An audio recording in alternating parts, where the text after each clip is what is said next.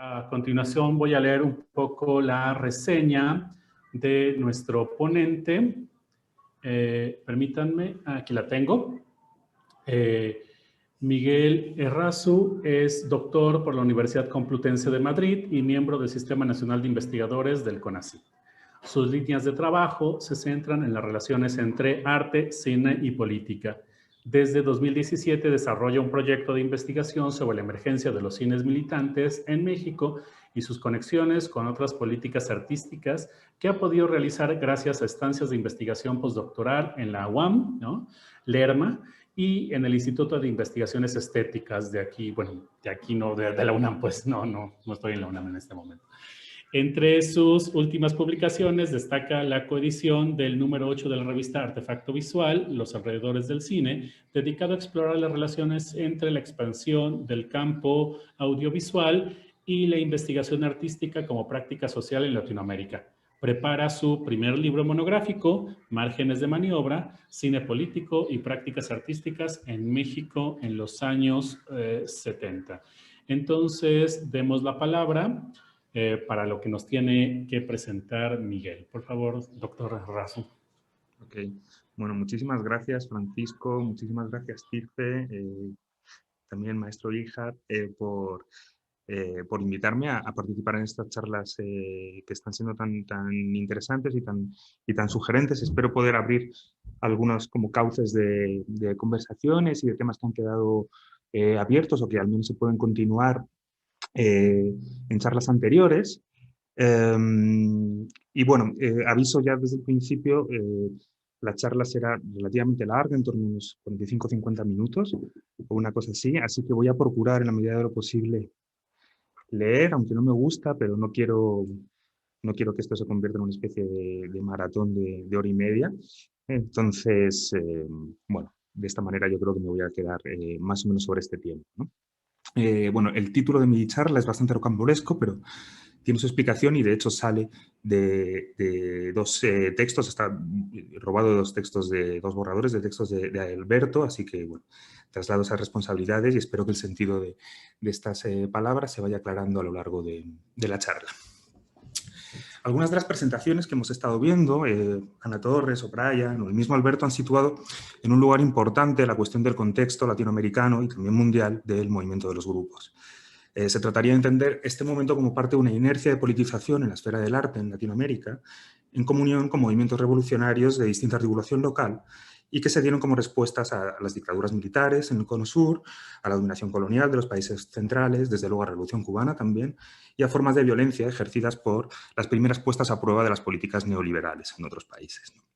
De este modo, un cierto tipo de arte en Latinoamérica habría respondido a este contexto, ensayando una práctica caracterizada por ciertos rasgos operativos, pero también líneas discursivas, al fin y al cabo, que no son bastante comunes ya, como la colectivización de la práctica, la heteronomía, es decir, la disolución del arte en la práctica social, la crítica de la circulación del objeto artístico, los no objetualismos, etcétera, etcétera. Podríamos seguir largo, ¿no?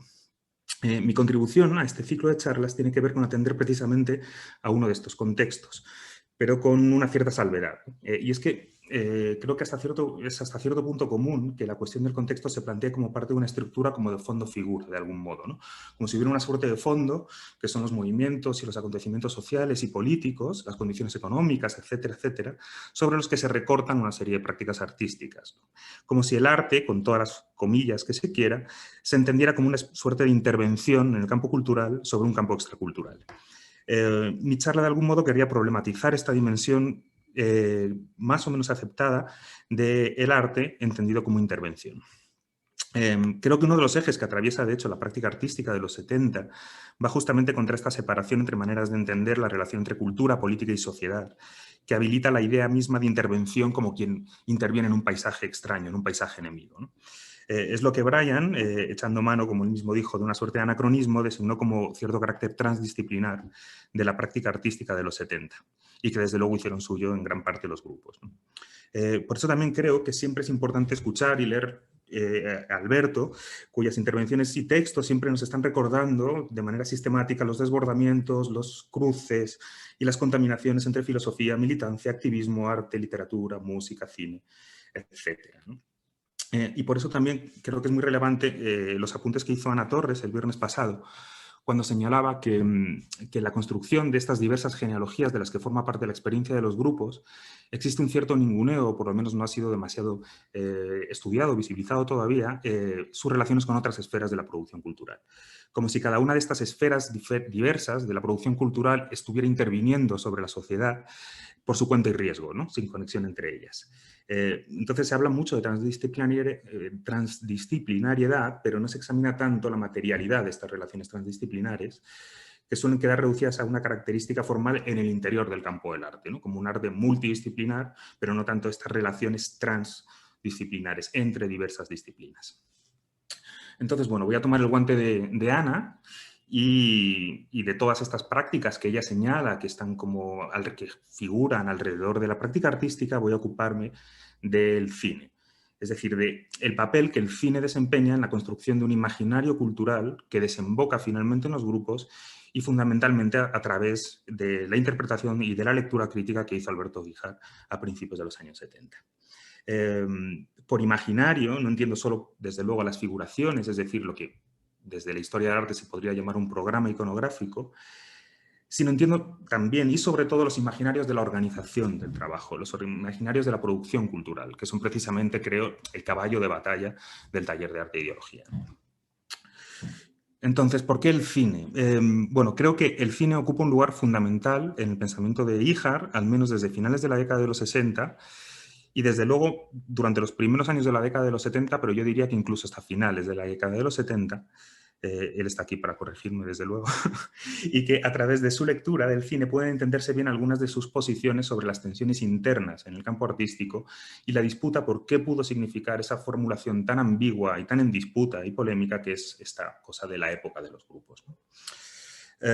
Bueno, las razones por las que creo que el cine ocupa este papel importante las voy a ir presentando a lo largo de esta charla, pero no quería dejar sin comentar algunas cuestiones, digamos, casi efemérides, de calendario, más materiales, quizá más superficiales, que tienen que ver con la producción intelectual de Alberto en esos años en su relación con el cine, ¿no?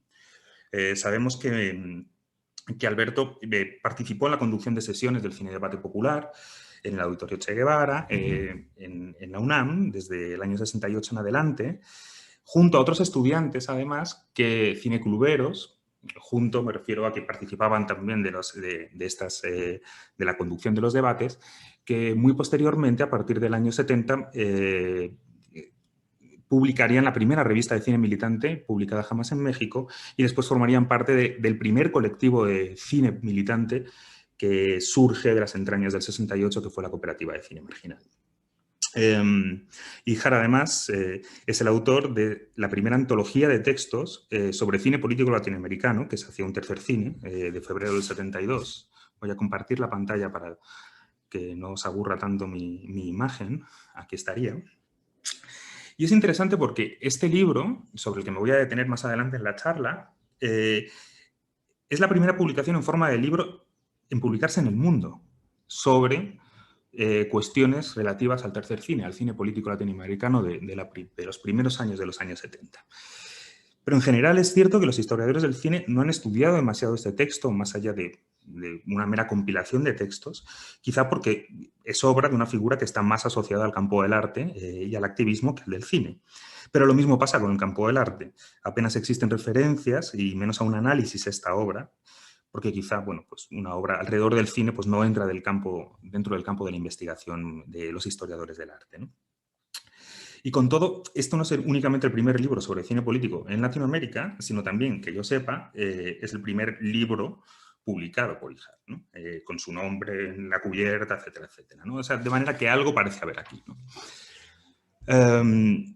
Y el cine, bueno, ocupa claramente su atención, y esto lo vamos a ir viendo a lo largo de una serie de textos que voy a ir presentando, al menos entre 1970 y 1972, es decir, en un periodo anterior a su incorporación a las Fuerzas de Liberación Nacional, un trabajo anterior a su trabajo en la Sala de Arte Público Siqueiros y que desembocaría posteriormente en el TAI.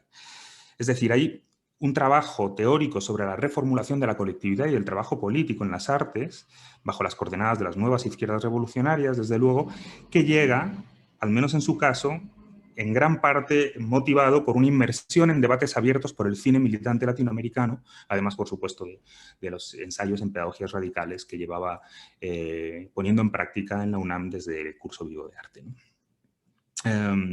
Y bueno, de manera consistente en sus programas de estudios, en sus textos de cine, en sus textos, perdón, referencia directamente al cine durante la década de los 70, ¿no? Tiene varios textos que iremos repasando, ¿no?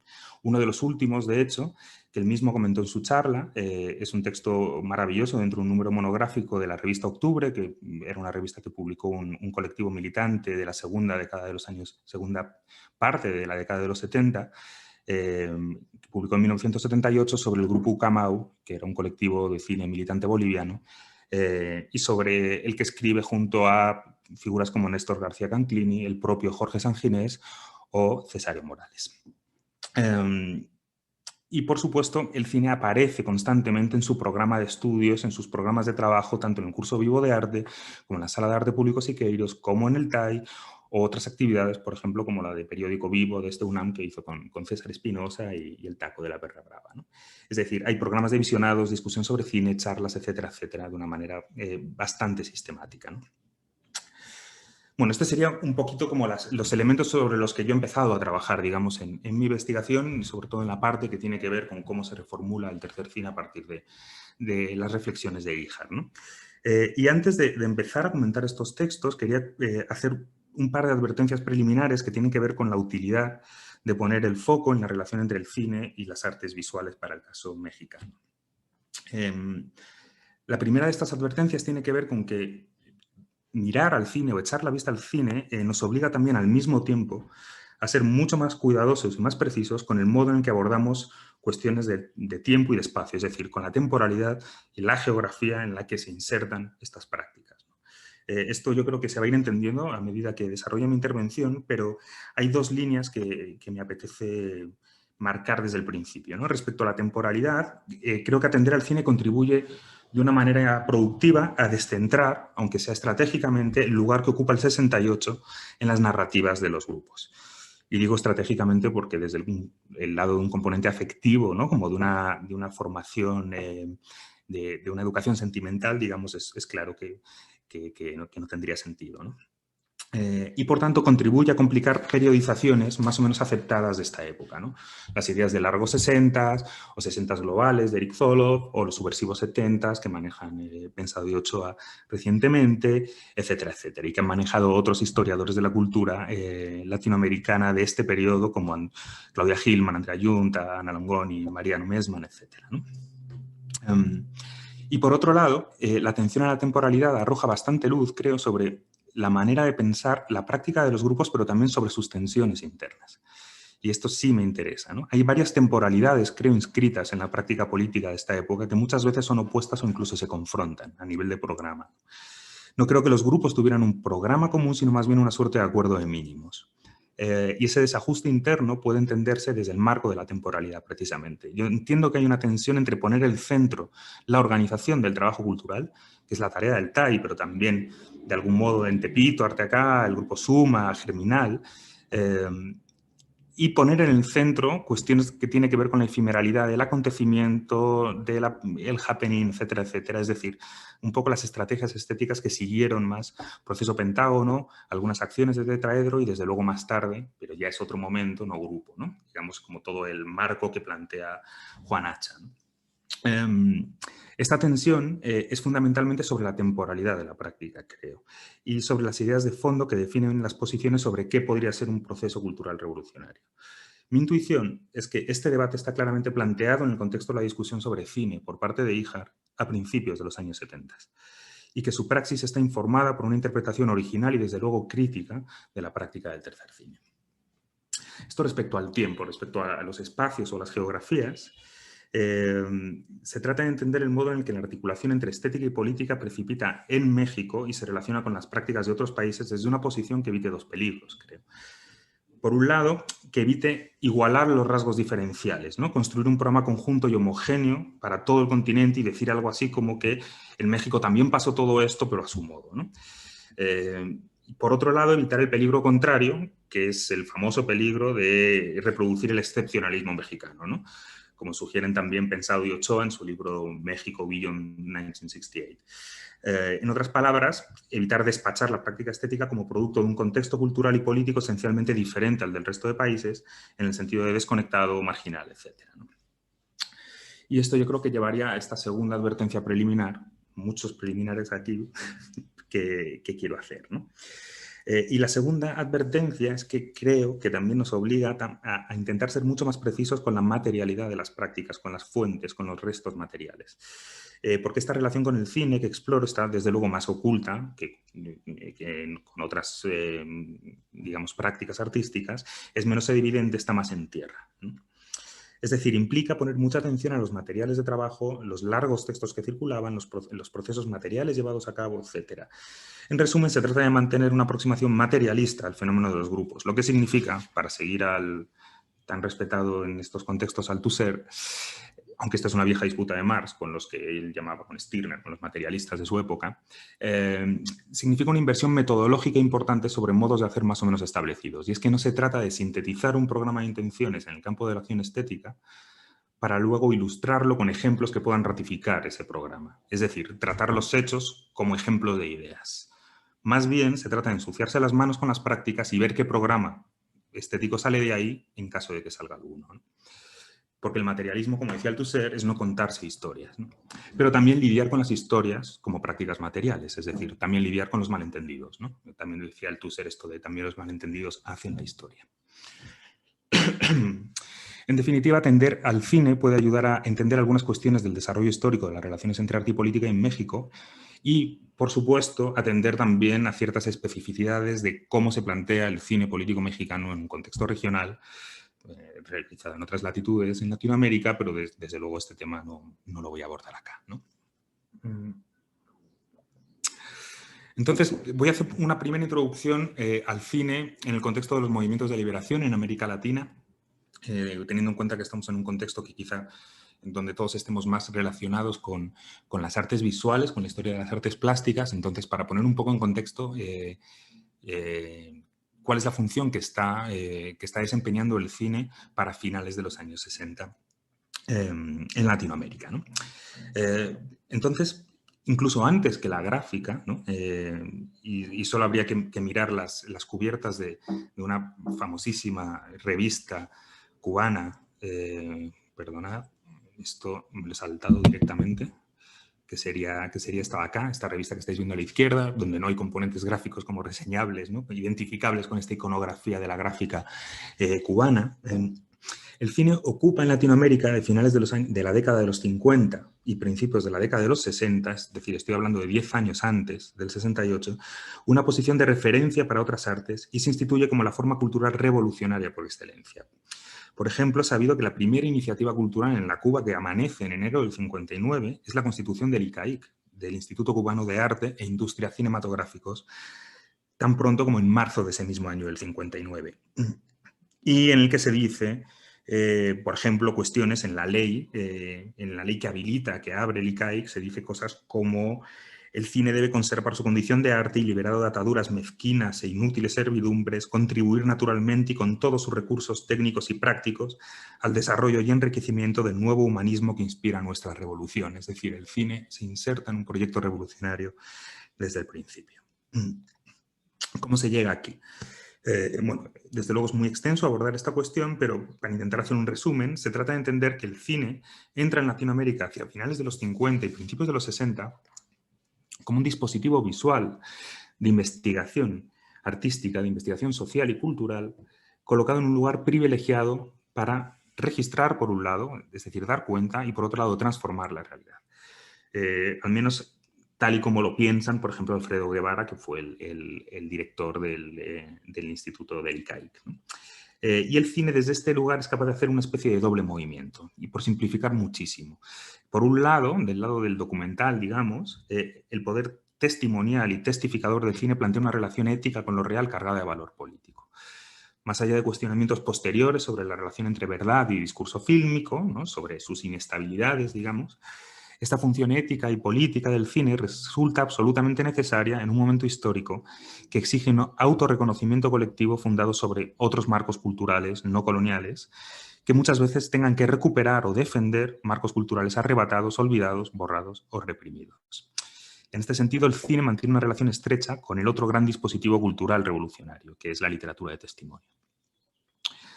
Por otro lado, digamos, del lado de la ficción, el cine es un dispositivo esencial para acometer la organización colectiva de la sensibilidad, digamos, e imaginar modos de relación social diferentes. En otras palabras, el cine es un lugar privilegiado para ensayar una imaginación política capaz de construir otros mitos, otras historias, relatos, héroes, villanos, etcétera, ¿no? Que es un trabajo que, desde luego, desde Cuba se tomó muy, muy en serio por autores de la talla de Gutiérrez Alea o de García Espinosa, ¿no? Como trabajar una ficción diferente de los marcos, digamos, hollywoodenses, ¿no?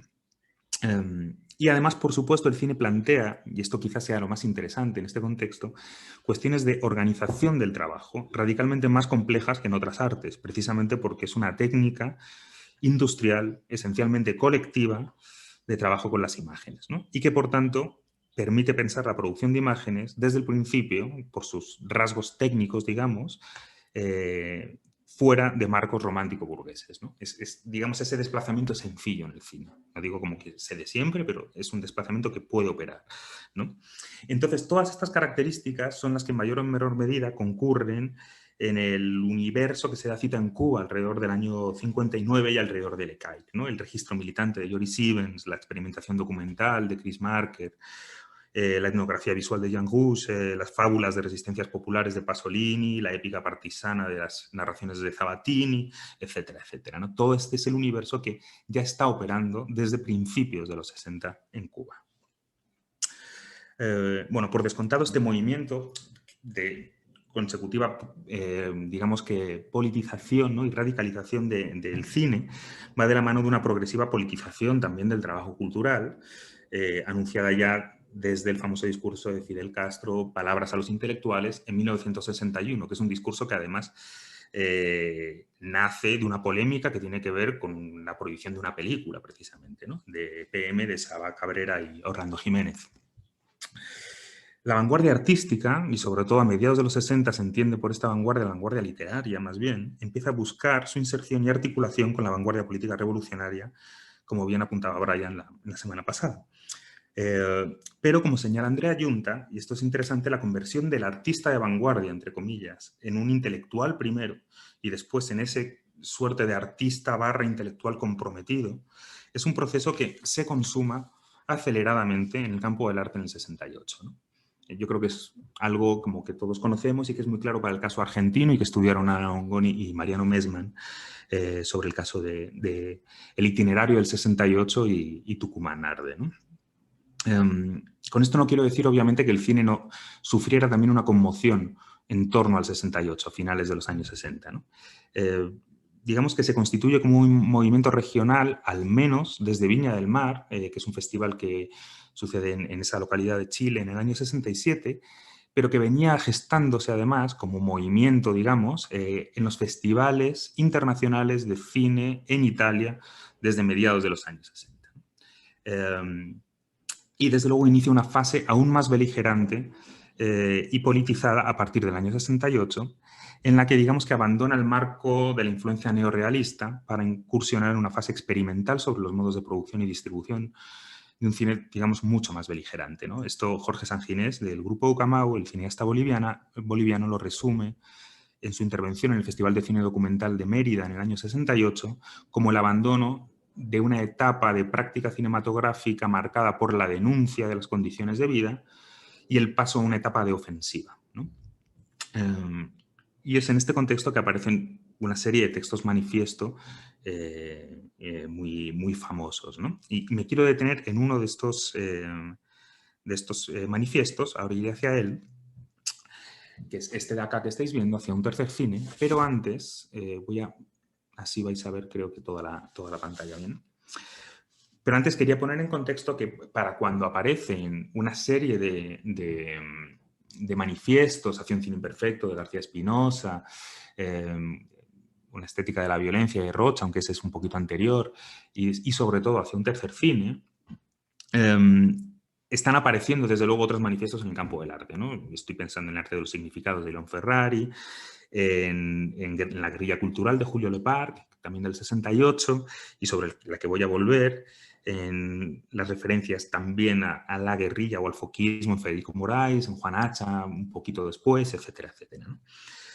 Sin embargo, creo que lo que en el cine aparece, y esto es creo lo importante, como resultado de un proceso de politización de largo aliento, es decir, de una década, en el arte tiende a aparecer aceleradamente, como un programa para un arte del presente o incluso del futuro, ¿no? En otras palabras, para cuando los procesos de politización cultural se aceleran en toda la geografía continental a mediados de los 60, ¿no? La creación de la OSPAL, de la OLAS, de la revista Tricontinental, la muerte del Che, el Congreso Cultural de La Habana en el 68, etcétera, etcétera. Para ese momento ya hay casi una década de trabajo cinematográfico, una década de discusión, de intercambio de experiencias, de textos, de elaboraciones teóricas, etcétera. Y es en este contexto en el que aparece esta categoría que aparece en el título de mi charla, Tercer Cine, y sobre la que me voy a detener un poquito más, ¿no? En el año 69, los cineastas Fernando Solanas y Octavio Getino publican en la revista Tricontinental, que era el órgano de la OSPAL, de la Organización de Solidaridad de los Pueblos de África, Asia y América Latina, en su número 13, este texto, Hacia un tercer cine, apuntes y experiencias para un cine de liberación en el tercer mundo. Con este texto, que fue ampliamente difundido por el órgano de la Tricontinental, precisamente en español, en inglés y en francés, los argentinos trataron de sistematizar y elaborar las enseñanzas de la experiencia de producción, filmación, distribución y exhibición de su famosa película La Hora de los Hornos. La Hora de los Hornos fue filmada desde finales del año 65 por el grupo Cine Liberación al que pertenecían Solanas y Getino. Y la película, bueno, es un inmenso tríptico, ¿no? Son 3 partes de cine de agitación político-militante que señaló el camino de una manera clara a la producción cinematográfica radical en toda Latinoamérica, ¿no? La Hora de los Hornos se había presentado clandestinamente en la Argentina de la dictadura militar del general Longanía, gracias precisamente al apoyo de actores políticos vinculados a sindicatos y a otras organizaciones revolucionarias peronistas. Pero se había elevado a la categoría de película emblema del cine militante latinoamericano a partir de su paso por el Festival de Pesaro en Italia en el año 68, donde causó un revuelo descomunal. Entonces, esta idea de tercer cine, que es la que Alberto va a recoger en su libro apenas unos años después, está asociada a La Hora de los Hornos y establece una analogía de entrada con el término tercer mundo, ¿no? En consonancia con este espíritu latinoamericanista, pero tercermundista también, que inspiraba al movimiento tricontinental. Pero también revela, digamos, su origen dialéctico, ¿no? Así el texto plantea la existencia de un primer cine, identificado con la producción hegemónica narrativa de Hollywood, y sus modos de producción, desde luego, de un segundo cine, que sería una especie de respuesta de reactiva burguesa liberal al primer cine, en la que la apuesta formal se inserta en estructuras de producción convencionales, por un lado, aunque desde luego de menos presupuesto, pero también en el culto al autor, en el culto a la autonomía artística, etcétera, etcétera, ¿no? Y contra estos dos tesis, digamos, antítesis, aparecería un cine de síntesis revolucionaria, por decirlo, por mantener esta especie de lógica dialéctica, que sería el tercer cine, ¿no? Al que definen en estos términos, ¿no? Y leo una cita del libro, ¿no? La lucha antiimperialista de los pueblos del tercer mundo y de sus equivalentes en el seno de las metrópolis constituye hoy por hoy el eje de la revolución mundial. Tercer cine es para nosotros aquel que reconoce en esa lucha la más gigantesca manifestación cultural, científica y artística de nuestro tiempo. La gran posibilidad de construir desde cada pueblo una personalidad liberada, la descolonización de la cultura, ¿no? Bueno, el texto, de algún modo, era un ejercicio de aplicación también al campo de la práctica cultural, de las ideas que expuso Fanon en Los Condenados de la Tierra, allá por el 61, y de hecho las citas a Fanon, digamos, como que se repiten a lo largo de este texto, ¿no? Del texto, que es un texto complejísimo y del que se ha escrito millones bueno, no sé si millones, pero millares, desde luego sí, de páginas, me interesa especialmente señalar el modo en el que se plantean los ejes organizativos del tercer cine. Cómo se organiza el trabajo cultural desde la perspectiva de un tercer cine que se quiere como un ejercicio de descolonización cultural y, como veis en esta cita, no específico como de la práctica cinematográfica, ¿no? Sino como manifestación cultural, científica y artística en general, ¿no? Entonces, me interesa justamente cómo construye este espacio de imágenes, ¿no? El tercer cine, ¿no? El tercer cine, desde luego, plantea un cine elaborado colectivamente, y la manera en la que piensa la colectivización de la práctica es interesante porque la piensan, y esto sí es muy epocal, a partir de una idea de cine guerrilla, de grupo guerrillero, y esto es algo como que voy a hablar más adelante sobre este tema, sobre esta concepción belicista, digamos, pues creo que ocupa una posición importante en el texto y en los imaginarios de la lucha artística que Híjar va a discutir posteriormente. Se trata de un cine de los colonizados, un cine de estructuras horizontales, un cine abierto, y esto es interesante, toma muchos elementos de la práctica artística de fines de los 60 en Argentina, ¿no? Entonces plantean un cine abierto, no clausurado, abierto, digamos, que la película no está cerrada, sino que sigue funcionando, sigue modificándose en función de la respuesta de su recepción, ¿no? Y de los acontecimientos políticos, sociales que van como avanzando. Y un cine que pretende disolver la jerarquía entre espectador y participante, un cine, y esto es una categoría interna de este texto, cine-acto, ¿no? Es decir, el acto de exhibición no es el acto de exhibición de una película, sino algo más parecido a un meeting político, ¿no? A un acto político, pero también a un acto performativo, volveré sobre esto más adelante. Un cine cuya materialidad es precaria, ¿no? Es imperfecta, y que está sistemáticamente abierto a la experimentación formal, si entendemos experimentación formal como una búsqueda de eficacia de su acción política, ¿no? Es decir, es muy antiformalista, pero sin embargo está abierto siempre a experimentaciones en la medida en que la experimentación te permita pensar otros modos de llegar, de articular, ¿no? Como de generar vínculos políticos, ¿no? Digamos, si vemos estas características, está claro que existen elementos organizativos comunes y vasos comunicantes con el programa estético-político de las artes plásticas, ¿no? Por lo menos desde el itinerario de Tucumán Arde, ¿no? Y de hecho, por ejemplo, La Hora de los Hornos fue una película que contó con el apoyo en la distribución de la CGT de los argentinos y fue proyectada en la inauguración de la muestra de Tucumán Arde en la sede de la CGTA en Rosario, ¿no? Rodolfo Walsh también participó digamos, ayudando en la distribución, etc., ¿no? Lo que me interesa resaltar aquí es que para el 68, si bien arte y cine se contaminan mutuamente, hay ya toda una reflexión sobre formas de trabajo, formas de discusión, de exhibición y de intercambio de ideas acerca de un cine tercermundista de las luchas anticoloniales, ¿no? Este trabajo previo facilitará posteriormente la eclosión de colectivos, instituciones, organizaciones, publicaciones, festivales, encuentros, películas, etcétera, desde el 68 hasta aproximadamente 73-74, que es cuando el proyecto militante digamos, de esta primera fase del tercer cine en Latinoamérica, digamos, entra en crisis de algún modo, ¿no? Por motivos internos también, pero desde luego por la avanzada reaccionaria en toda América Latina, ¿no? Y toda esta discusión creo que va a ser esencial para entender el desarrollo posterior de las artes en los años 70, ¿no? Entonces, entro ya como en una historia más local, ¿no? Vuelvo a México y al trabajo que está desarrollando Alberto desde su curso vivo de arte, es decir, en un periodo anterior a la Sala de Arte Público Siqueiros, a la Talla, al Frente, etcétera, etcétera, cuando con su curso vivo de arte recorre media geografía mundial y latinoamericana haciendo cursos especiales, ahí vemos uno en Ecuador, ¿no? En los que, bueno, como habla desde luego como de temas tan variados como, no sé, como arte virreinal o la Escuela Mexicana de Pintura, pero estas cosas le sirven para establecer contactos con izquierdas revolucionarias, tanto en Ecuador como en Perú, como en Guatemala, en Chile, para volver cargado de materiales, para ver películas, ¿no? Etcétera, etcétera. Es decir, para impregnarse de todo un momento o establecer vínculos como digamos, con agentes culturales que están interesados en procesos revolucionarios en América Latina, ¿no? Y de estos viajes me interesa especialmente el que le lleva a Cuba en el año 70. En aquel verano fue invitado a un congreso en La Habana que desde mi punto de vista resulta crucial para el desarrollo de sus ideas sobre la práctica artística.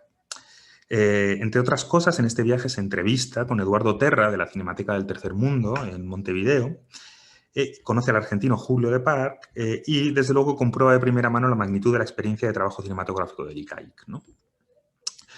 Al poco de volver de Cuba, Híjar escribe un texto firmado junto a su amiga Helen Escobedo, que en ese momento ya era directora del Departamento de Artes Plásticas de la UNAM y responsable del Museo Universitario, ¿no? Y este texto está, creo, atravesado por la experiencia de su viaje a Cuba. El texto, bueno, está en el CENIDIAP, es un borrador. Alberto, no sé si recordará si finalmente esta ponencia se dio o no se dio, ¿no? Pero es un texto supuestamente presentado para un seminario de la UNAM sobre la reforma educativa y los medios de información y difusión de nuestros días, ¿no? Un texto que se titula Culturas y entretenimiento, ¿no? Y el objetivo del texto es defender la posición estratégica del espacio universitario en la construcción de una cultura crítica en un contexto tercermundista, que se oponga a una industria cultural, a una idea de industrias culturales, aunque él no maneja ese término, pero sí se refiere, por ejemplo, a teoría de las industrias culturales de Adorno en el texto, que se oponga, digo, a una industria cultural de matriz colonial. Pero es aquí, es decir, en el marco de una discusión, y esto es lo interesante, sobre espacios de producción cultural y no sobre cuestiones formales o de contenido o estéticas, en un sentido más restringido, donde encuentro las primeras reflexiones sobre la importancia de ese tercer cine en el contexto cultural revolucionario latinoamericano. Entonces, tras una exposición general sobre el problema de la cultura, el texto continúa con un apartado titulado Experiencias ejemplares. Y es ahí donde Híjar introduce una reflexión sobre tercer cine, ¿no? El apartado de experiencias ejemplares abre así. La experiencia indudablemente más significativa en cuanto a cultura crítica anticolonialista es la del llamado tercer cine. Entonces me interesa resaltar el lugar que ocupan en el texto, ¿no? Como experiencia ejemplar para otras iniciativas culturales, ¿no? El cine, de este tercer cine, se glosan experiencias de Uruguay, de Argentina, de Chile, de Colombia, de Cuba, e incluso de los talleres y laboratorios en Inglaterra. No sé si quizá a cuento de la Cooperativa de Cineastas de Londres, que ya estaba operativa desde el 65, lo desconozco. Y aparece aquí por su potencial para reconfigurar entramados sociales, es decir, por su capacidad ejemplar para crear espacios en los que desarrollar una cultura crítica colectiva. No formas visuales, sino espacios de trabajo, ¿no? De este modo, para Híjar y Escobedo, al menos en este texto, el tercer cine establece, para emplear la expresión de Siqueiros, la ruta a la que se suman otras manifestaciones culturales incipientes que siguen, y cito textualmente del texto, la misma idea de los grupos del tercer cine. Y que estas sí en su mayoría provienen del campo del arte, ¿no? La gráfica cubana, el arte minimal o de sistemas, y sobre todo menciona el concepto de guerrilla cultural planteado por el argentino Julio Lepar, a quien Híjar conoció en su viaje a La Habana y sobre el que voy a volver en breve. Guerrilla cultural entendido también como este espacio de fusión de las disciplinas y de incorporación del arte a los procesos de la vida, ¿no? Con un, digamos, matiz emancipador, ¿no? O revolucionario. En otras palabras, lo que interesa a Híjar y a Escobedo del tercer cine es el modo en el que plantean el potencial político del concepto de sitio, ¿no? Site, como para utilizar un término del arte contemporáneo, ¿no? Señalan así una correspondencia entre los espacios de producción, exhibición y discusión del tercer cine por un lado y la crítica de los espacios convencionales del arte por otro, ya sea a partir de la apertura fenomenológica que plantea el minimal, de la expansión al campo como de la recepción popular de la gráfica cubana, pero también otros espacios que yo creo que resuenan mucho en su trabajo posterior con el TAI, para otros espacios, digo, para instituir colectivamente una cultura crítica, ¿no? Asambleas, cineclubes, laboratorios fílmicos, talleres, cafés, ¿no? Los espacios abiertos de los campuses universitarios que cita, etcétera, etcétera. Entonces, es en este contexto que quiero plantear algunas de las ideas que aparecen en este libro, ¿no? El interés de Híjar por el cine, así como su amistad con Manuel González Casanova, como he comentado antes, le había llevado también a dirigir algunas sesiones del Cine Debate Popular, en las que al menos a partir de enero del 70 empezó a programarse cine político latinoamericano. Esto es una cuestión como difícil de rastrear, porque hay pocas... es rastrear la Gaceta de la UNAM y no todas las sesiones como se publicaban. Yo sé que Alberto tiene una colección de los pequeños volantillos que se emitían, ¿no? Con estos cinedebates y que sería interesante como reconstruir, ¿no? Por lo que yo tengo como, digamos, rastreado, estos programas de cine político latinoamericano, del cine cubano, pero también del cine argentino, etcétera, empiezan a partir del año 70, ¿no? Es decir, posterior al 68. En febrero del 72, la UNAM publicó este pequeño libro titulado Hacia un tercer cine, que es una compilación de textos de Híjar, ¿no? El volumen recoge el famoso manifiesto de los argentinos Solanas y Getino hacia un tercer cine y presenta una selección de artículos y entrevistas aparecidos en diferentes revistas culturales latinoamericanas entre los años 69 y 71 aproximadamente. Aquí algunas de las revistas de las que se extraen determinados textos que aparecen en esta compilación. Entonces, además de realizar la selección, Híjar contribuyó al volumen con un estudio introductorio para el público mexicano y también con una especie de pequeño texto más informativo que compilaba, digamos, todas las instituciones y películas fundamentales del movimiento del nuevo cine latinoamericano, ¿no? Y que yo sepa, la recepción crítica del libro, la recepción crítica, no la recepción general, ¿no? A pesar, menos una reseña que tengo localizada en la revista de la universidad, fue relativamente escasa, ¿no? El texto apenas ha sido discutido en México y menos aún fuera de sus fronteras. Y esto sí es una cuestión como bastante sorprendente, ¿no?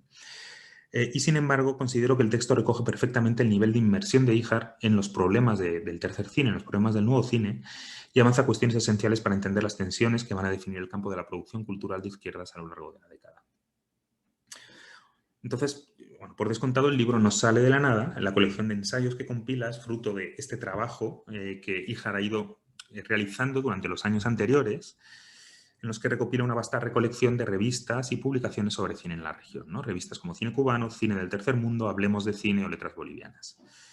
Y además recoge de la revista Cine Club, que estáis viendo arriba a la izquierda, que fue la primera publicación sobre cine político en México, solo esos dos números que estáis viendo ahí, y que apareció en octubre del 70, algunos textos esenciales, ¿no? Como por ejemplo la versión definitiva de Hacia un tercer cine.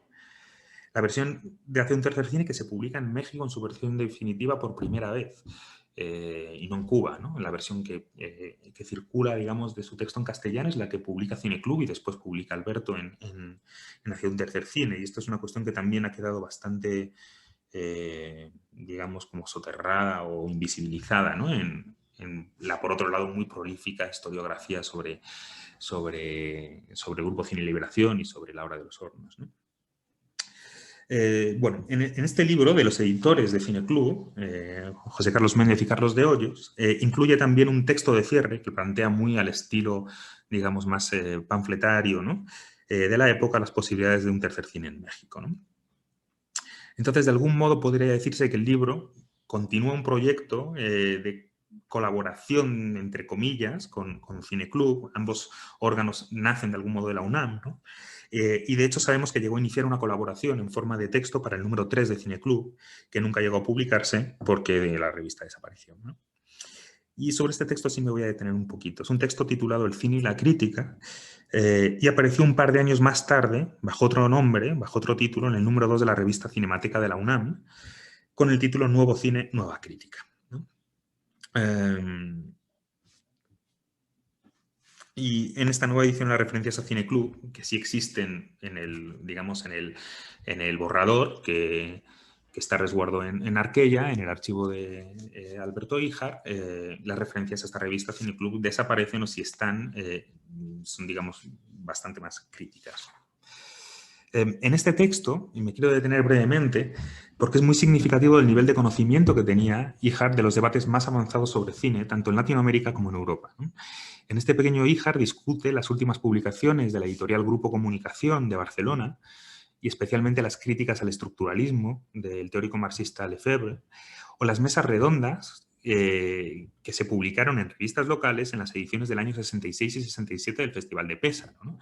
Con autores como de la estética marxista como Pío Baldelli, Galvano de la Volpe o Pasolini, ¿no? Pero también discuten con ideas que aparecen en textos de revistas latinoamericanas como Cine del Tercer Mundo o los manifiestos del Grupo Cine y Liberación. Es decir, básicamente está leyendo lo que se está produciendo en el momento en toda la geografía mundial, la discusión sobre un cine político, ¿no? Entonces, en este texto, y esto creo que sí es interesante, Híjar propone recuperar las categorías de primer, segundo y tercer cine pero para pensarlas a partir de la función de la crítica, ¿no? Y me parece relevante y característico de todo su trabajo posterior que ya aquí considera que el trabajo crítico y el trabajo cinematográfico forman parte de un mismo proyecto de emancipación cultural. Es decir, no se jerarquiza, ¿no? Él dice textualmente, la tercera crítica no es paralela al tercer cine, es parte orgánica de su tarea descolonizadora y subversiva, ¿no? Como si ambas esferas del trabajo se orientan en pie de igualdad, ¿no? Conjuntamente a la formación de una nueva subjetividad. Y ahora, ¿de qué se trata esa subjetividad y cómo se relaciona con ese hombre nuevo anunciado por el Che? ¿Qué tiene que decir acá la tarea crítica, ¿no? Por descontado, en este texto cuestiona con dureza no solo una suerte de primera crítica emparentada con este primer cine, superficial y de matriz colonial, pero también una segunda crítica, digamos, asociada a este cine autoral de matriz europea, con sus gestos de vanguardismo vacuo y su abuso de modelos epistemológicos europeos, ¿no? Es muy crítico con modelos del estructuralismo y del psicoanálisis, ¿no? Pero sobre todo plantea también objeciones, y esto sí me interesa, porque me interesan las tensiones internas, objeciones potenciales a la función teórica de este tercer cine, tercera crítica, o por utilizar un término paraguas, este tercer espacio, ¿no?, de producción cultural. ¿Cuáles son los problemas que ven? Creo que, sobre todo, una cierta fascinación dentro de este espacio por la idea de corte y por la consagración de categorías de ruptura y de novedad. Y también, desde luego, los peligros de los espontaneísmos, ¿no?, que es una, creo que, obsesión productiva recurrente en el trabajo de Ihar y de algún modo heredera de las preocupaciones de Lenin, ¿no?, en el campo cultural, ¿no?, y de organización política. Entonces, contra esta suerte de temporalidad escindida, ¿no?, como marcada por las categorías de ruptura y de novedad, en este pequeño texto subraya la importancia de atender a la historicidad de los procesos revolucionarios. Esta concepción de la temporalidad de las luchas populares, en cualquier caso, no lineal y no teleológica, le lleva en este texto a reclamar una larga historia subterránea de irrupciones, interrupciones, constelaciones y esfuerzos colectivos de organización autónoma, que no necesariamente vinculados a la historia del marxismo, pero sí como formando parte de una continuidad histórica de luchas por la defensa de modos de vida no colonizados, ¿no?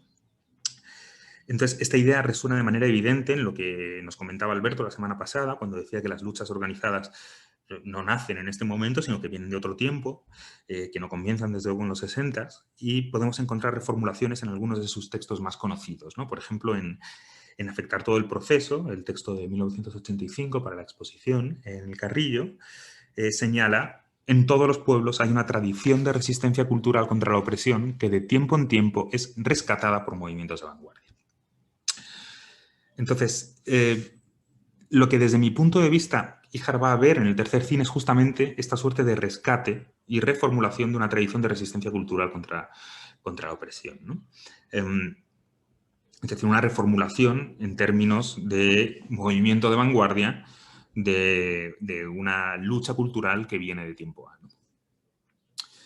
Pero estas ideas, que apelan a una larga duración de los procesos revolucionarios, no eran tan comunes en ese momento, ¿no?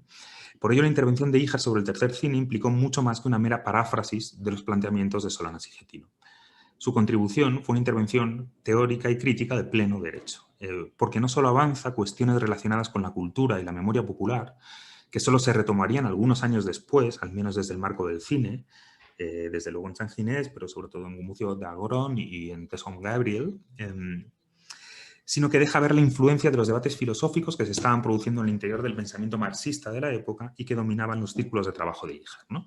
Fundamentalmente las tensiones, la influencia de Luis Althusser y la concepción de praxis que había estado desarrollando durante toda la década anterior Adolfo Sánchez Vázquez, que por otro lado era enemigo declarado del pensamiento de Althusser, ¿no?, que es un debate apasionante que he abordado en otro lugar y que queda totalmente fuera de los límites de esta charla, ¿no?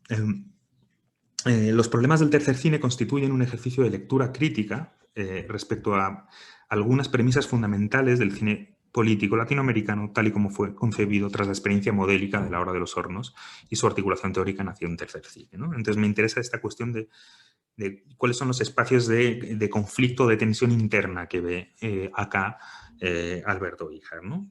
Sobre la práctica del cine, pero como vamos a ver, está pensando en el espacio de la práctica artística en México, ¿no?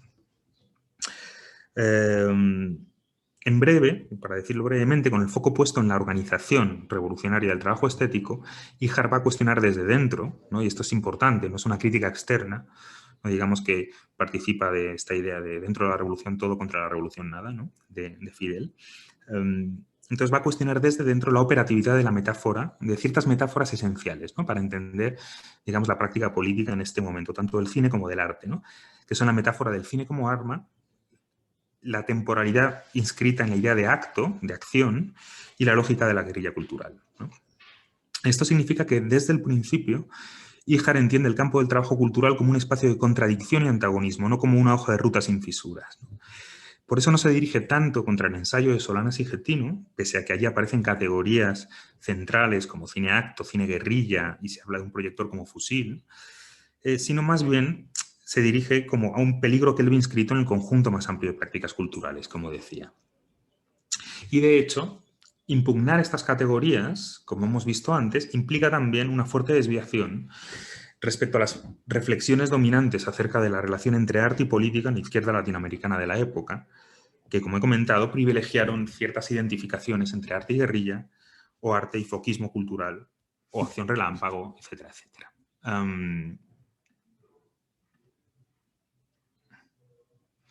Perdón. Entonces, ¿cómo aparecen estas ideas en el texto? Bueno, Ihar plantea en primer lugar una objeción hacia las retóricas que diluyen la diferencia entre práctica política y práctica artística, ¿no? Y comenta, y cito, la subversión de los términos propia de la demagogia hace que vanguardia y revolución lo mismo designe a luchas guerrilleras que a cineastas experimentales. Bueno, creo que más allá de los rasgos como irónicos y el humor característico de su manera de escribir, viniendo de alguien que ha trabajado en estos dos ámbitos y que perteneció como a una organización armada acá en México, creo que estas distinciones son muy interesantes, ¿no? Que se planteen desde esta manera, ¿no? Como la necesidad de distinguir terminológicamente qué entendemos por vanguardia y por revolución, y que no se convierta en una especie de sopa boba, ¿no? Como de batiburrillo, que nos valga tanto para una cosa como para otra, ¿no? Y entonces, en esa misma línea, va a criticar la concepción ampliamente asumida del cine como arma, ¿no? Contra esta metáfora que está inscrita directamente en el texto de Los Argentinos, dice: si el cineasta es consecuente, deja de manejar los mitos de que el cine es un arma y el acto intelectual es por sí mismo revolucionario por creativo. Es decir, de primeras parece que su rechazo a la metáfora del cine como arma o al uso abstracto, ¿no? Abstraído de términos como vanguardia y revolución, se inscribe en un desdén bastante fuerte, ¿no? E irónico por la gravedad de ciertas retóricas voluntaristas, belicistas y prometeicas de la revolución, ¿no? Pero creo que implica mucho más que una simple crítica estilística de tales usos retóricos. En primer lugar, creo que se trata de impugnar la falta de organización que seduce esas retóricas. Y aquí apunta contra el sistema del arte y contra la deriva de los salones independientes, por ejemplo, ¿no? en una cita, un conjunto de citas que medio he organizado y que leo a continuación. Dice: la protesta de medio tiempo, la organización eventual de salones independientes, son manifestaciones de instrumentación de un sistema de corrección, apoyo y contención al servicio de la burguesía. Las canciones protesta, las galerías de protesta, las revistas de protesta, los intelectuales de protesta se protestan entre ellos. Se permite decirlo todo mientras no signifique acción organizativa.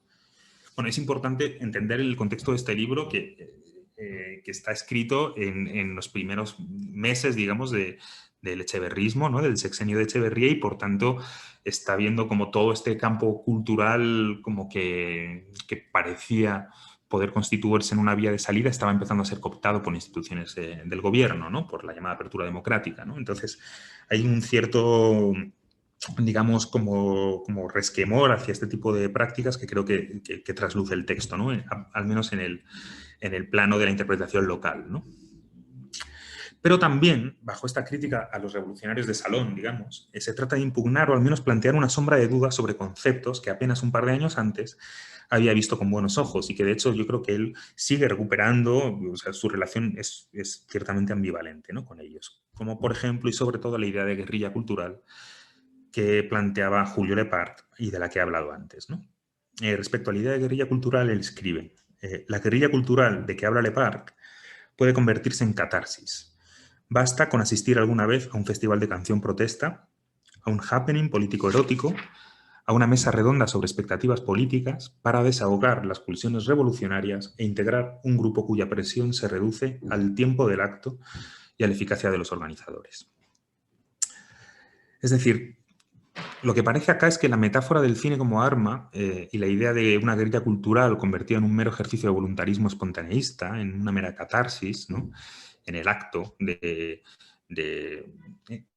es una cuestión como aparte, que no me va a dar tiempo a tratar, pero sí es interesante cómo está conceptualizando como catarsis el encuentro de la obra y el espectador, ¿no? O el encuentro del participante con la acción, ¿no? O del espectador con la película, ¿no? Entonces, todas estas metáforas, digo, coagulan alrededor de lo que Ihar acá, de manera quizá como involuntaria, nombra, pero a mí me interesa hasta recogerlo como, convertirlo en concepto, ¿no? Nombra como el tiempo del acto, ¿no? Entre comillas. Y que interpreto como una crítica a la hegemonía del acto, ¿no? Del corte o del acontecimiento en los imaginarios artísticos de la época. Lo que estaría en juego, pues, sería comprender las razones de esta crítica al primado del acto. Desde luego es fácil entenderlo como una crítica a la falta de compromiso, por un lado, pero creo que es más interesante observarlo a partir de la temporalidad revolucionaria inscrita en este tiempo del acto, ¿no? Porque va a ser muy importante en otras lógicas y en otras retóricas, en otras latitudes, ¿no? Este acto, en la lógica revolucionaria sesentista, designa el momento del corte o la interrupción del curso de la realidad que abriría la posibilidad de un cambio revolucionario, ¿no? Tal acto sería, pues, el lugar de una ruptura en la historia, la cesura que distribuye una línea de tiempo, ¿no? En un pasado que retrocede y la posibilidad de un porvenir revolucionario, ¿no? Estas ideas, digamos, como tan epocales, ¿no? Que colocan en esta idea como del acto relámpago, ¿no? Como del corte, la posibilidad de un porvenir revolucionario, ¿no?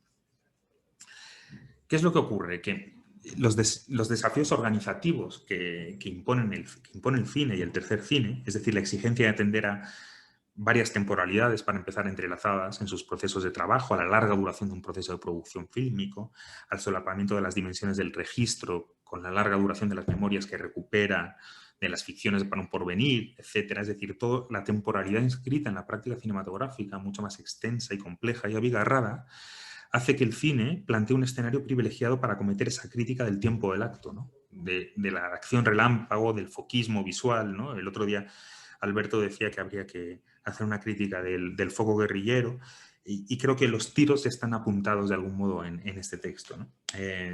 Esta crítica del foquismo, de la idea de intervención, ¿no? Pese a que esas categorías se están colando todo el rato en el texto hacia un tercer cine, en el texto argentino, ¿no? Entonces, lo que vemos que Ihar está adoptando ya aquí es lo que con Althusser llamaría el punto de vista de la reproducción. Es decir, un punto de vista que está atento a la totalidad del ciclo de producción, circulación y reproducción, ¿no? Y que se va a recuperar en los 80 para Altay con el lema vincular, articular, fusionar en la lucha popular, reformulando esta toma de posición de Lenin contra el espontaneísmo, ¿no?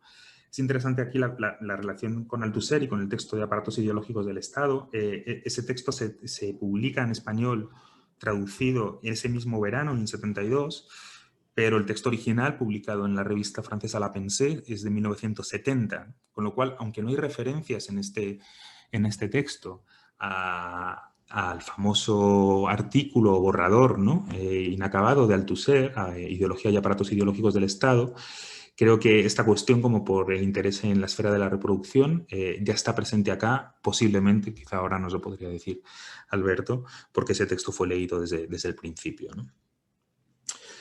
Entonces, desde este punto de vista, la praxis revolucionaria se definía en unos términos bien alejados del brillo del acto, ¿no? Como la apuesta, y voy citando a Alberto en el libro, por el anonimato de la lucha clandestina gris y a largo plazo, ¿no? Fijaros, esta especie de tarea de transformación entendida como una grisalla, ¿no? Digamos, no estos picos, estos contrastes que implican la temporalidad de la acción relámpago, de la guerrilla cultural, ¿no?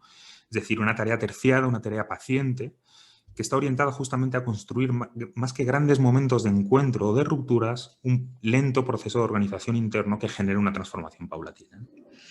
En este sentido, la propuesta de Ihar coincide, o por lo menos encuentra analogías con aquel sentido de la revolución que planteaba José Revueltas, ¿no? Que la había definido como tarea de toda una vida, ¿no?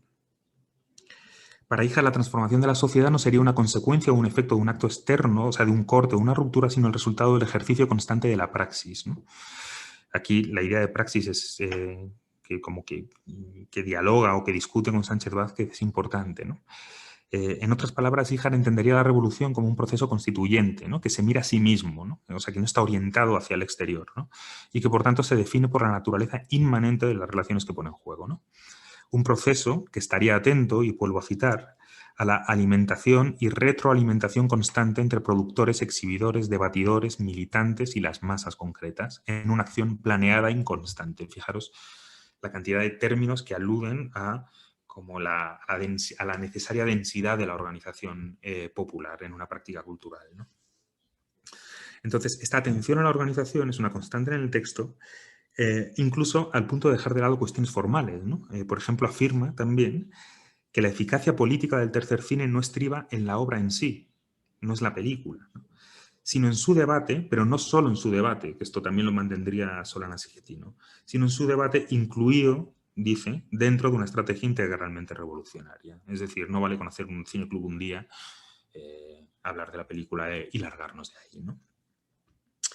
Esta estrategia integralmente revolucionaria no es pues la estrategia de la guerrilla, porque esta organizaría el espacio de producción alrededor de una lógica del enemigo, ¿no? Pilar Calveiro, en Política o Violencia, señala la existencia de un imaginario compartido entre la guerrilla y el ejército, ¿no? Y en ese escenario de fuerzas siempre parece que el débil tiene todas las de perder, ¿no? Si establecemos esa concepción de la fuerza como este elemento como que trata de imponerse sobre el otro, ¿no? Tampoco de la supeditación de la práctica a una serie de acciones con objetivos conocidos de antemano, ¿no? O sea, es decir, cerrados y que imponen una organización interna marcial, ¿no? Propia del enemigo, ¿no?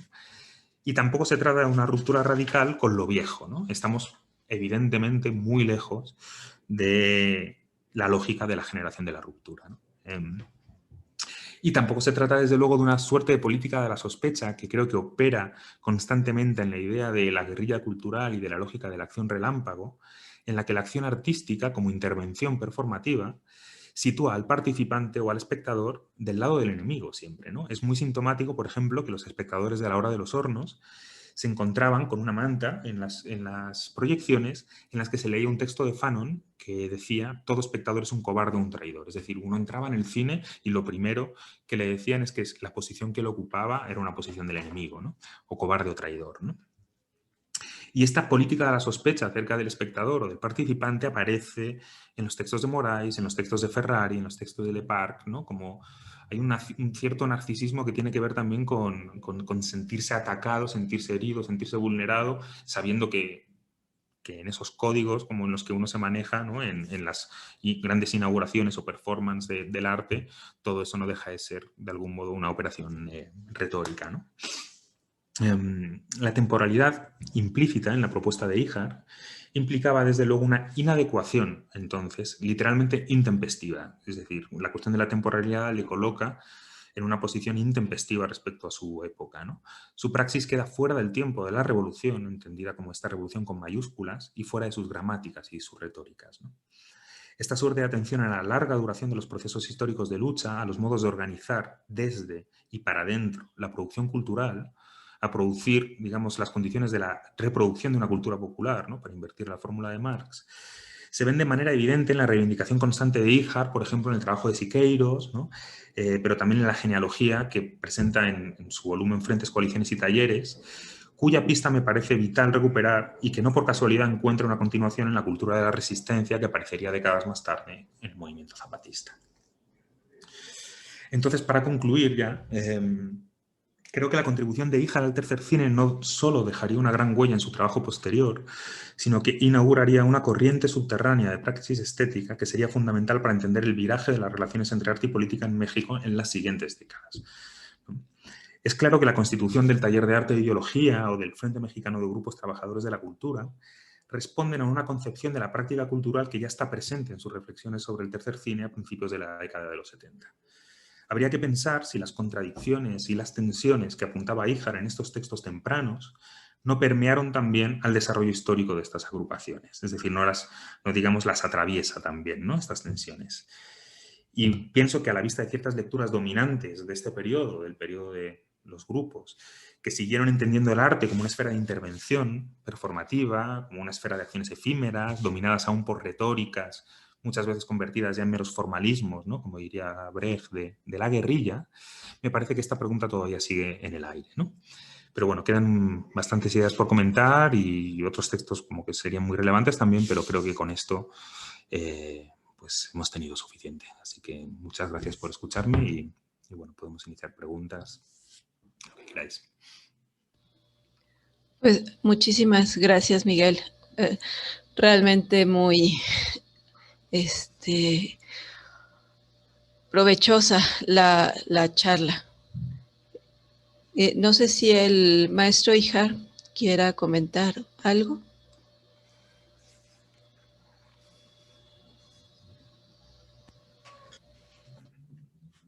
Pues agradecer la minuciosa recopilación de trabajos míos.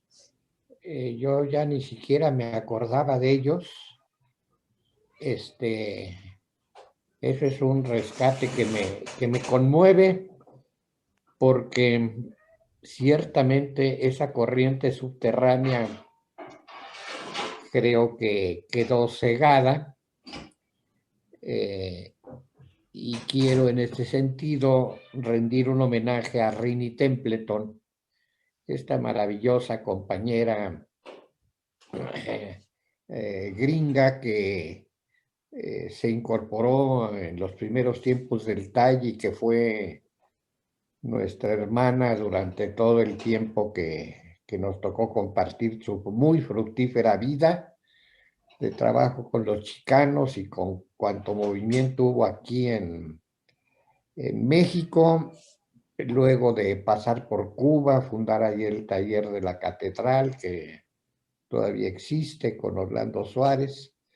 Ella en especial era más bien silenciosa, pero insistía cuando podía en estar contra el ocasionismo.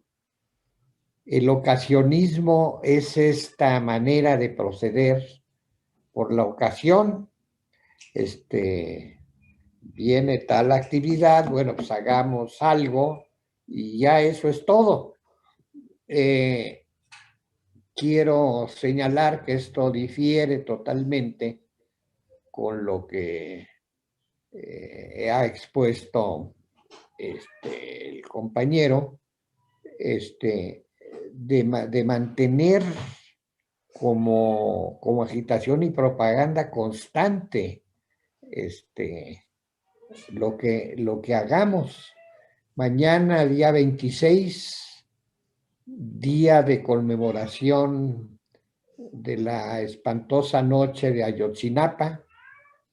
No estaré porque, pues aunque sea de lejitos, voy a apoyar el meeting que van a hacer al pie del antimonumento de los 43 para denunciar pues esta manera de proteger al general Cienfuegos y con él a todas las fuerzas armadas involucradas con los crímenes de Estado. De manera que mantener una presencia constante, yo diría que permanente mientras se pueda, es pues la gran lección de lo que trató de propiciar el tercer cine. Solanas vino, yo creo que 2019, dio una conferencia maravillosa en la Cineteca. Qué bueno que la oíste porque fue muy conmovedora. Habló así de lo que se le ocurrió sensacional cuando pues ya era repudiado por la izquierda radical argentina, estaba ya de diputado, y bueno, esto es consecuente con la raíz política del tercer cine, que es esta idea del tercer mundo que prevaleció en las luchas de liberación africana, sobre todo en donde sí dio resultados, y que se inició con una famosa conferencia en Bandung, cuando el Partido Comunista de Indonesia era el más grande de todo el mundo, antes que el italiano. en esa conferencia se planteó esa noción de tercer mundo, ni socialista, ni comunista, ni capitalista, sino todo lo contrario. Esto fue un desastre, y lo sigue siendo, aunque ahora pues parece que viene bien a estos tiempos de crisis extrema y agónica del capitalismo. Pues esta es lo que creo que habría que rescatar. Y bueno, esto que yo no sé si conoces. De Sergio García, ¿verdad? Que Sergio García en Zacatecas publica en 73 hacia el cuarto cine, una vez que había que reivindicar el taller experimental de cine independiente que dio lugar a encuentros y a un concurso patrocinado por el Sindicato de Trabajadores Cinematográficos, organizado por Óscar Menéndez y Víctor Fosado. Los dos en 69 lanzaron la convocatoria para el primer concurso nacional de cine independiente con el tema Nuestro País y de películas de 8 milímetros. Ese sería el cuarto cine. Se premió con diplomas firmados por Luis Buñuel, por cierto. Esto entonces tendría que ver con que la lección del tercer cine es ese planteamiento de independencia, de afectar toda la producción y la reproducción. Y bueno, pues ahora sería el video lo que habría que considerar sobre la base de una ponencia que hizo un muy querido compañero norteamericano que tenía una agencia que se llamaba Narco News para denunciar el narcotráfico, en especial a Álvaro Uribe, el expresidente colombiano. Entonces el compañero en esa ponencia, en la sexta reunión de la sexta convocatoria del EZLN en Chiapas, dijo cuántas teléfonos celulares y cuántas cámaras tenemos en este momento filmando lo que aquí está ocurriendo. Somos cientos los que estamos registrando esto. ¿A dónde va a dar todo esto? ¿Qué hacemos con toda esa memoria que vamos registrando y que no pasa nada con eso? Entonces él fundó una escuela de periodismo en Tepoztlán para justamente plantear la respuesta a qué hacer con todo eso, que implica no al ocasionismo, no al registro por el registro, sino un proyecto de reproducción con todo lo que esto implica. Pues una vez más agradezco este maravilloso rescate y bueno, espero que esto tenga consecuencias importantes. Muchas gracias, Alberto. Y sí, hay muchos como elementos sobre los que continuar trabajando y que de hecho vengo trabajando, bueno, y otros compañeros también, relacionados con el cine en este momento, ¿no? Como con el cine político en México en los años 70, desde luego lo que comentas de Sergio García y del taller experimental de cine es fundamental, pero también la experiencia de algunos grupos colectivos militantes, también la experiencia del cine que se hizo al amparo del CUEC, ¿no? En los años 70, incluso de la propia política cultural que mantuvo la UNAM y el CUEC en los años, y la Filmoteca, ¿no? En los años 70, ¿no? O sea, es todo un entramado como que quizá históricamente ha sido opacado como por el nuevo cine mexicano, ¿no? Como por las grandes figuras del cine del echeverrismo, ¿no? Por los Casals, Fons, Hermosillo, Ripstein, etcétera, ¿no? Pero que creo que de unos años a esta parte es claro que hay mucha gente que está, o que estamos más bien tratando de recuperar esa memoria, ¿no? Y desde luego el Super 8 ahí tiene como un papel fundamental, ¿no? Muy curioso, muy interesante, porque es una cierta como anomalía en el ámbito latinoamericano. En Brasil hubo mucho Super 8 también, pero digamos que el Super 8 en México es especialmente pregnante, ¿no? Y bueno, está como el trabajo de Álvaro Vázquez Mantecón sobre el Super 8, que ha sido como un punto como de inicio, ¿no? Como para muchos otros investigadores, ¿no? Como que abre muchas vías, ¿no? Pero sí, la cuestión de cómo eso se traslada como al presente, cuáles serían esas prácticas, qué sería un tercer cine hoy, etcétera, pues ya es un debate muy grande, ¿no? Desde luego. Pero sí, le agradezco mucho sus palabras. Lo que tengo que hacer es alguna vez husmear en, en tu archivo personal, Alberto. Un día me dejarás. Pues es un desorden. Fíjate que separé las revistas Octubre y uno en especial en cuya portada está anunciado: entrevista de Cesario Morales a Jorge Sanginés del grupo Ucamau, y un artículo mío en la misma revista anunciados en la portada. No encuentro ni esa revista ni ninguna otra. ¿Quién sabe qué hice con ellas? Las guardé también, que han desaparecido. Y bueno, no vivo en el Palacio de Buckingham, ¿no? No sé dónde están. Entonces, pues esa es la tragedia. Quiero destacar la parte institucional de patrocinio de todo esto. Esto me obliga a reivindicar, como hago siempre, la figura de Manuel González Casanova.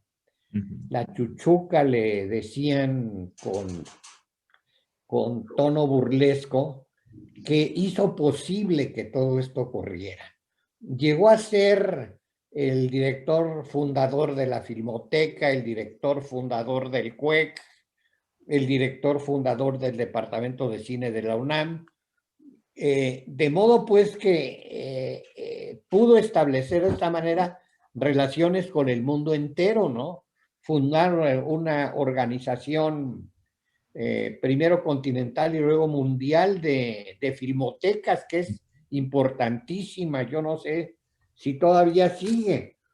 Y bueno, con esto pues fue documentando todo esta revista Filmoteca. En el número 1, fíjate qué pertinente, dedicada al cine y la Revolución Mexicana. Aquí hay un texto mío: 5 mitos sobre cultura y Revolución Mexicana. Escribe Andrés de Luna, que fue fundador del TAI y que luego se dedicó al cine y a la erotomanía, y ahora está quién sabe dónde, porque ya antes escribía por todos lados puras obscenidades y ahora no sé dónde anda.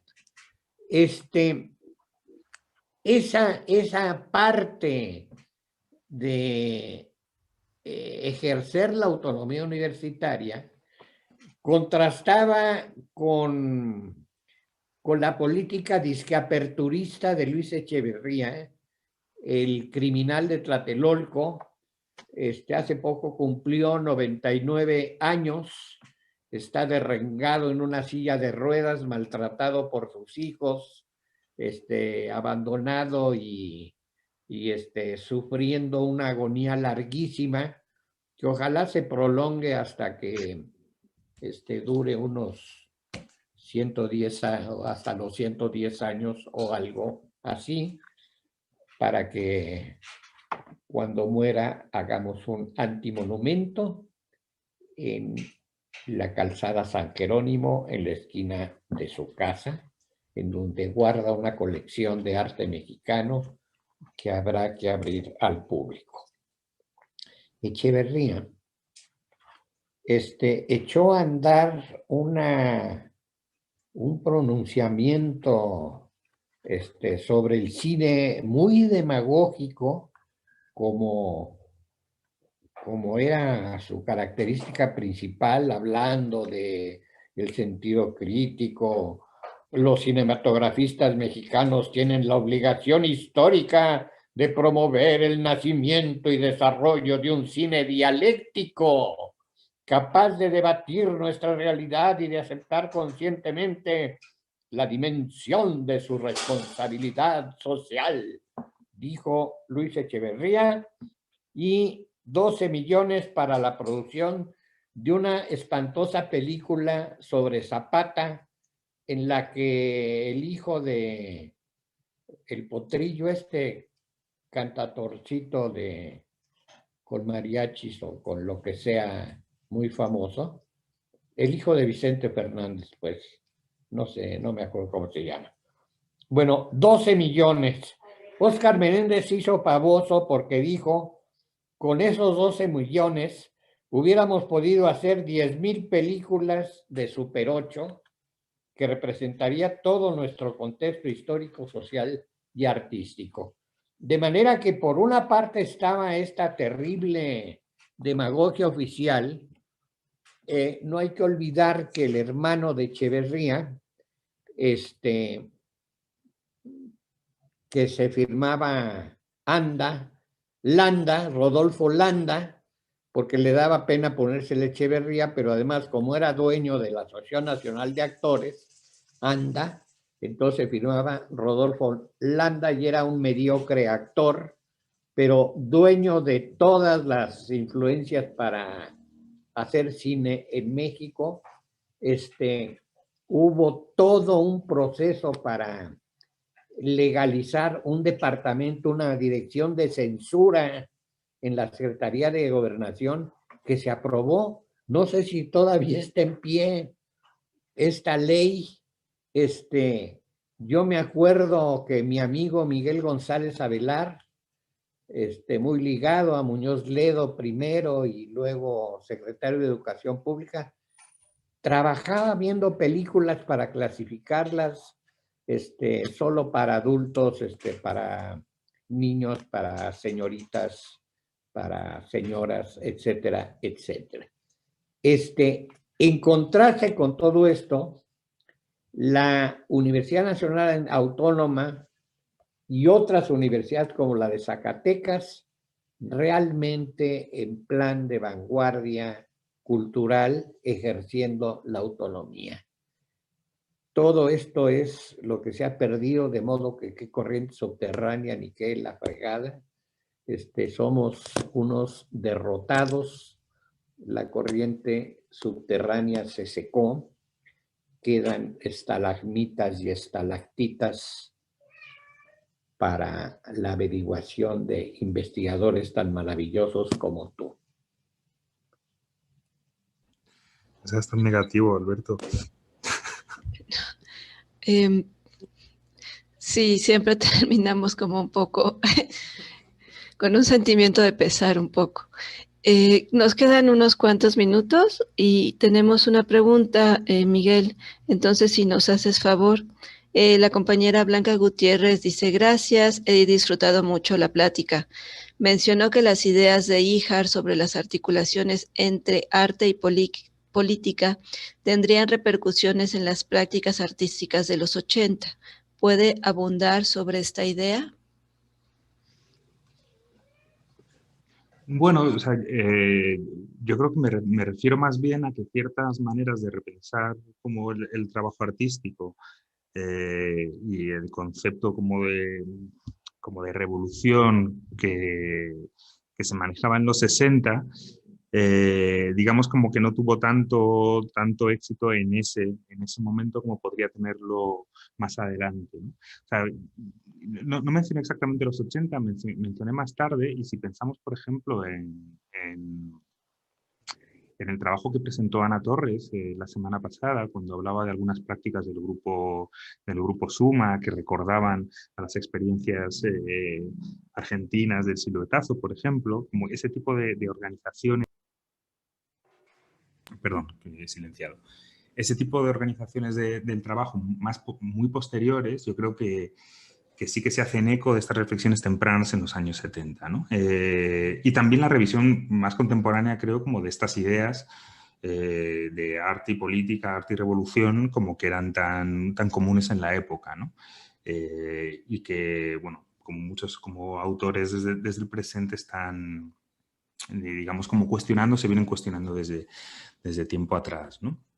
Entonces, era un poco como por ahí por donde iban los tiros, ¿no? O sea, recuerdo, por ejemplo, en la charla, y no quería, no llegué como a esto porque hubiera estado otra hora hablando, pero a finales de los 80, justo después de la Revolución Sandinista, ya en 1980, junto con Rini Templeton precisamente, y otros colaboradores del Frente, IJAR como diseña un proyecto para la formación de cuadros culturales en Nicaragua, donde el cine tiene una presencia importante, al menos en los borradores para ese proyecto, ¿no? Y de nuevo, como viene un poco a ser lo mismo, ¿no? Como que el cine creo como que ocupa esa posición de un modo de pensar la práctica artística desde una articulación de largo aliento, digamos, ¿no? Y es un poco como por ahí a lo que me refería que en ciertos momentos de los años 60 o 70 yo creo que hay determinadas lógicas que están demasiado como apegadas a la idea de un cambio inminente, ¿no? Como a la idea de la revolución como cesura en el tiempo, ¿no? Y que estas ideas van a seguir apareciendo como más adelante, precisamente porque no son tan disruptivas, ¿no? Como se mantienen en el tiempo durante algo más de tiempo, ¿no? Acá en el chat también María Isabel Concepción te pregunta, ¿qué se puede decir sobre los impactos del tercer cine en Cuernavaca en los 80s? Que si puedes hablar algo de eso. Los impactos del tercer cine en Cuernavaca en los 80s, pues honestamente, no puedo decir ni una palabra de esto. O sea, sí, me duelen prendas. Pero como he estado como muy centrado en periodos, digamos, iniciales del trabajo sobre tercer cine acá en México y de la discusión del cine y de la recepción de los textos y demás sobre finales de los 60s y 70s. Y prácticamente no he entrado en cuestiones de los 80s.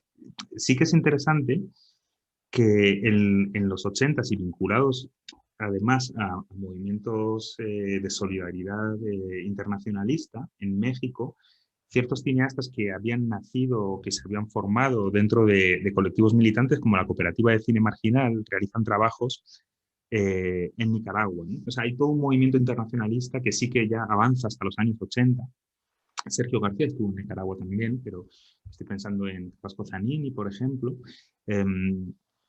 y que hicieron un trabajo muy interesante y un trabajo como político para, digamos, como en el mundo como de la revolución sandinista en Nicaragua, ¿no? En los 80. Pero respecto a cuestiones como más focales de Cuernavaca, años 80, la verdad, ahí no le puedo ayudar, lo siento mucho. Okay. Igual Alberto, sí. Estamos sobre el tiempo, entonces no sé si puede ser... No, rápidamente, Gracias. este libro editado en 2007 da cuenta de esto que pregunta Marisa, esa extraña pregunta sobre Cuernavaca, donde vive Óscar Menéndez, y fundaron una asociación de documentalistas de México.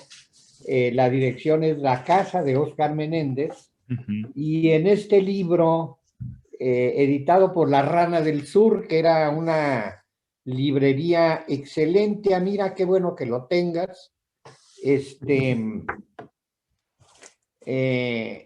que promovió pues ediciones muy importantes. Me acuerdo un librito precioso que se llama Los Rebeldes Fe, de modo que pues aquí da cuenta de todo eso, reproducen el discurso de Echeverría en un acto que tuvo que ver con el cine.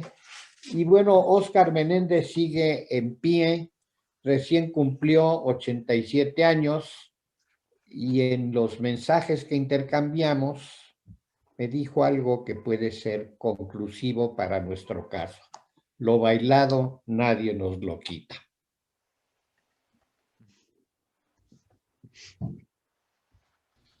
Muchísimas gracias.